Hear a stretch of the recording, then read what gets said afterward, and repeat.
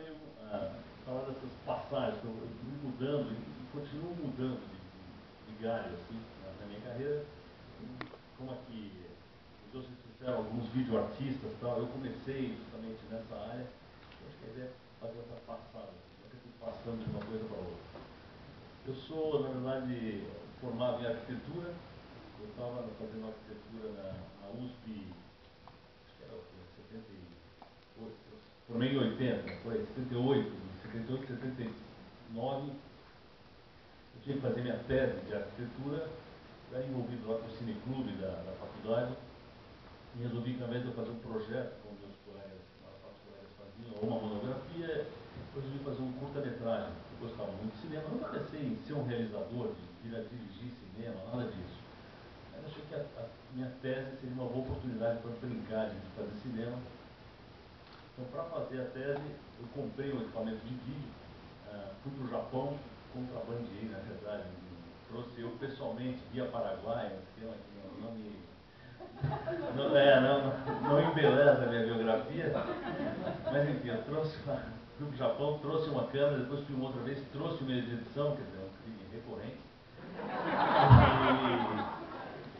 e fiz a minha tese. E depois de fazer a tese, na verdade, essa era a ideia. Eu comprei esse equipamento junto com mais 4 colegas, cada um casou lá um dinheiro dos pais, assim, em dólar e tal, com isso que a gente comprou o equipamento.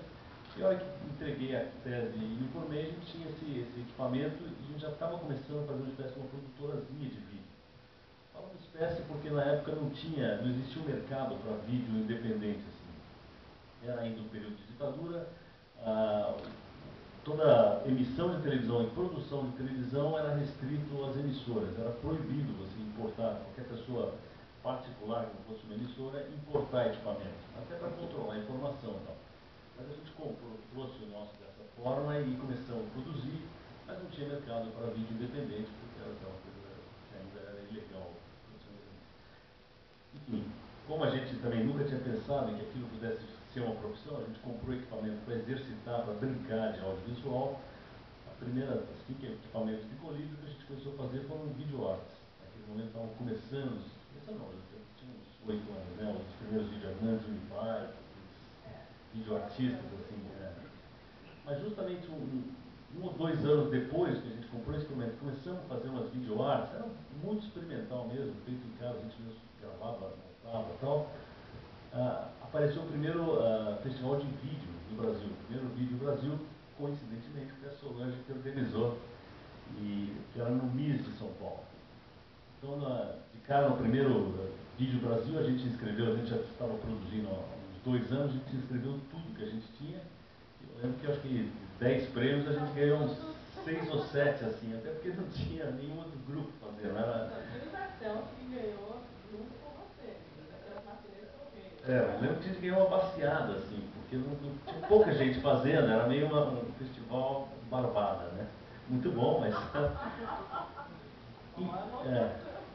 Enfim, isso para falar da transição, assim, a gente teve esse período de 2 anos, até porque todo mundo também desenhava, a gente tinha uma ligação com artes plásticas nesse grupo aí.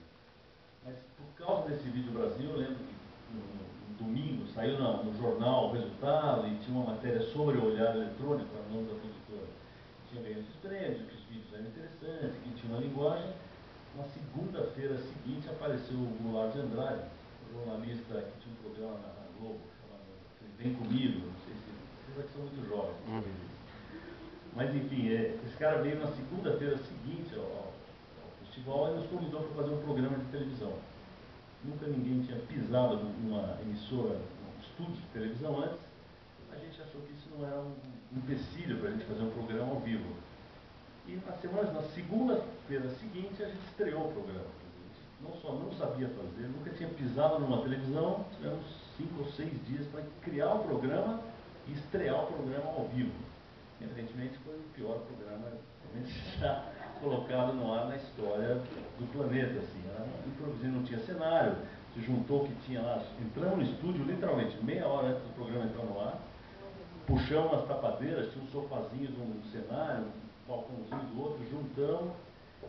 Um dos colegas nossos, o Caio, ele era mais bonitão, então a gente elegeu que queria ser apresentador, umas coisas trouxemos o Marcelo Paiva, que era amigo também, para ser entrevistado, porque ele tinha lançado Feliz Ano Velho, então era a nossa estrela. E fizemos um programa muito ruim, assim. E ficamos no ar com esse programa durante 6 semanas. A primeira semana foi desastrosa, na segunda foi melhorzinha, e foi melhorando rapidamente. Porque a gente não sabia fazer ao vivo, mas a gente sabia já um pouquinho como gravar e montar matérias e tal.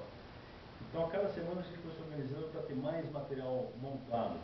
E no material montado a gente se garantia. Até que no 6º programa, o Goulart de Andrade achou que a gente já tinha aprendido a fazer televisão, que não tinha sido um teste, não tinha patrocinador, não tinha nada. Por isso que a gente tinha essa liberdade de errar no ar. Não devíamos nada a ninguém. Aí o Goulart de Andrade tinha um outro horário dele no sábado, não mais na segunda-feira, mas no sábado à noite, um programa de 3 horas, e nos convidou para produzir o programa dele. A gente começou a fazer o programa dele regularmente, fizemos 6, 7 meses o programa, e deu certo, e essa acho que acabou sendo a entrada oficial desse grupo do horário eletrônico na TV. O final do programa, desse programa do Goulart também foi uma coisa curiosa, porque pouco a pouco o Goulart, no começo a gente só fazia câmera, tá, operava, e o Goulart fazia aqueles programas de madrugada, então ele vai ver como é que o cara faz o pão à noite, em boates de travesti, sabe esses programas que pegam à noite, né? Um pouco esse clima. Só que pouco a pouco o Goulart foi vendo que ele não precisava ficar acordado à noite para fazer as matérias. Ele mandava o que a gente sabia fazer, então a gente ia nos lugares, fazia toda a cobertura, depois voltava durante uma manhã qualquer na produtora, ele gravava, ele ia assistindo o que a gente estava montando e ia falando como se ele estivesse presente lá. E aos pouquinhos ele foi se distanciando do programa. Chegou um momento em que ele não fazia mais programa. Ele passava uma vez por semana na produtora, punha a voz e já nem sabia o que a gente ia apresentar. O programa a gente realmente tomou conta. E aí teve uma ideia brilhante num dos programas lá de fazer. A gente começou nós mesmos apresentar esse programa. Então não era nem o Goulart, já tinha mais 5 ou 6 repórteres, que era onde a gente se revezava. E resolvemos fazer num deles uma apresentação diferente, que era dentro do meu carro. A gente estava indo para a produtora para começar o programa, aí o carro quebrava, e aí ficava, enquanto o carro não consertava, a gente ficava lá, Goulart, estamos aqui, mas o carro quebrou, não sei o que, tal. Enquanto isso o Renato está não sei aonde. E a gente ia chamando o programa desse setzinho que era o carro quebrado no meio da rua. E voltava, essa porcaria e tal. Aí, o azar é que o meu carro era um Fiat, e o único patrocinador do programa era a Fiat. E a gente passou 3 horas falando mal do meu carro, que era o Fiat. Então, certamente o Goulart assistiu o programa no ar, não sabia disso, ele assistiu o programa no sábado, no ar, domingo, às 8 da manhã, ligou furioso para a gente. Então, acabei de receber o telefonema da Fiat, está cancelado o patrocínio, acabou o programa. E assim acabou a nossa relação com o Goulart. Enfim, ficamos fazendo programas de televisão por a década de 80 inteira, como pulando de um programa para outro, sempre produção independente, fora de emissora. Depois, no comecinho da década de 90, me convidaram a fazer aquele Rá-Tim-Bum, que até hoje passa na TV Cultura em São Paulo, que acho que a TVE passa ainda. Agora em São Paulo tem uma TV a cabo, que chama TV Rá-Tim-Bum, virou uma programação que é 14 horas só programa infantil e tal, e acabou chamando TV Rá-Tim-Bum por causa desse programa que deu certo. Fiz isso depois de um tempo, a TV Gazeta de São Paulo. Você vê que eu sempre fazendo as coisas sempre nessa TV Gazeta, televisões com pouca audiência, que é onde a gente podia experimentar mais, né? Enfim, fizemos umas coisinhas para Globo, fiz um programa diferente na TV Gazeta, também chamado TV Mix, por uma época, que até, e aí já era o quê? Metade da década de 90, nesse período eu estava começando a fazer um pouco de publicidade também, passei quase 10 anos, 8 anos da minha vida fazendo publicidade, quase que como atividade central, assim, eu parava de fazer um programa de televisão e voltava à publicidade. Até que no final dos anos 90 me cansou completamente de fazer publicidade e eu comecei a pensar em fazer cinema. Foi quando eu li Cidade de Deus, em 97, resolvi adaptar para o cinema, que a gente vai ver hoje o filme que não viu.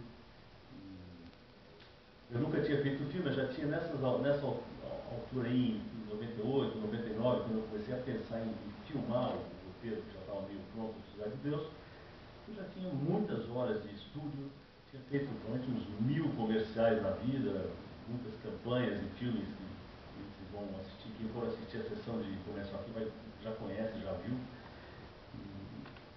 Mas chegou no final dos anos 90, eu não aguentava mais a minha vida, assim, fazendo publicidade e tal, e precisava fazer um filme de qualquer jeito. Não sabia muito como armar longa, como conseguir financiamento, então resolvi fazer um longa pequenininho com um amigo meu, Nando Rival, que é Domésticas, um longa que a produtora inicialmente iria bancar, só para a gente aprender como finaliza um longa, como comercializa um longa. Fizemos Domésticas e depois de Domésticas filmei Cidade de Deus, aí mudei de carreira e comecei a virar diretor de cinema. Depois fiz Jardineiro Fiel, os ensaios sobre a cegueira e agora estou preparando, fiz esse Som e Fúria que a gente vai ver aqui, e agora estou preparando